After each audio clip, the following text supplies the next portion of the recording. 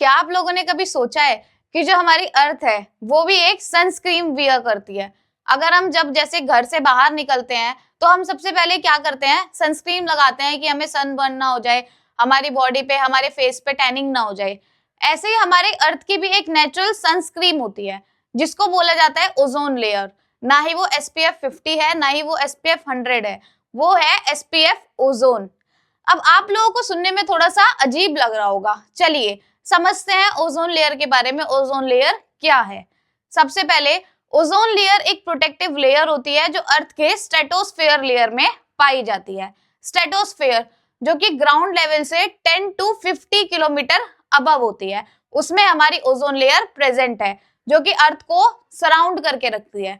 Ozone layer का काम क्या है? अगर हम बात करें ओजोन लेयर के काम के बारे में, तो ओजोन लेयर की जो मेन वर्किंग है वो सन से आने वाली जितनी भी हार्मफुल यूवी रेज हैं, यूवी यानी कि अल्ट्रावायलेट, जितनी भी हार्मफुल अल्ट्रावायलेट रेज सन से अर्थ पे आती है वो उनको रोकती है ताकि वो अर्थ पे ना आ सके। अब अल्ट्रावायलेट रेज हमारे लिए बहुत ज्यादा हार्मफुल होती हैं।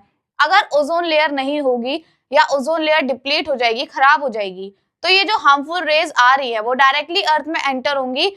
उसकी वजह से हमें कई सारी प्रॉब्लम्स हो सकती हैं, डिजीज हो सकती हैं। अगर हम बात करें कौन कौन सी डिजीज हो सकती है, स्किन कैंसर हो सकता है, हमारी आईज में दिक्कत हो सकती है, कैटरेक्ट हो सकता है, और भी बहुत सारी प्रॉब्लम जो है वो प्लांट्स और एनिमल्स को फेस करनी पड़ सकती है। स्किन कैंसर तक हो सकता है अगर ओजोन लेयर डिप्लीट होगी और यूवी रेज हमारे अर्थ पे आ जाएंगी। ओजोन लेयर बनती कैसे है? ओजोन लेयर O3 मॉलिक्यूल यानी कि ऑक्सीजन के जब 3 एटम्स एक साथ कंबाइन होते हैं तो ओजोन लेयर का फॉर्मेशन होता है। O3 ओजोन होता है और O2 ऑक्सीजन जो हम इनहेल करते हैं अपनी बॉडी की वर्किंग के लिए। O3 और O2 दोनों की जो प्रॉपर्टीज है वो एकदम डिफरेंट होती हैं। अब हम लोग बात करते हैं ओजोन लेयर के डिप्लीशन के बारे में कि ओजोन लेयर डिप्लीट कैसे हो रही है, खराब कैसे हो रही है। बहुत सारी ह्यूमन एक्टिविटी की वजह से ओजोन लेयर डिप्लीट होती जा रही है, खराब होती जा रही है।